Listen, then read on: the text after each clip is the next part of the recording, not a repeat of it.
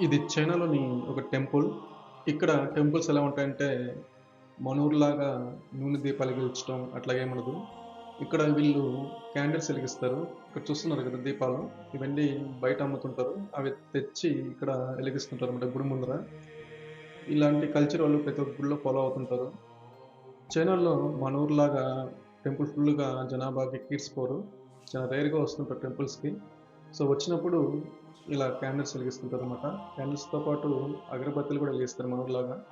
So, అగరబత్తీస్ plus candles ఈ 2 మాత్రమే ఇక్కడ వెలిగిస్తుంటారు.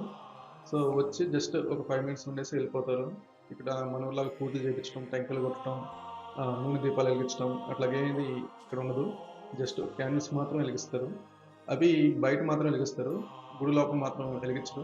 మళ్ళీ గుడి ముందర ఇలాగ వెలిగిస్తూ ఉంటారు. ఇక్కడ చూస్తున్నారు కదా! సో, ఇట్లా వెలిగిస్తుంటారనమాట.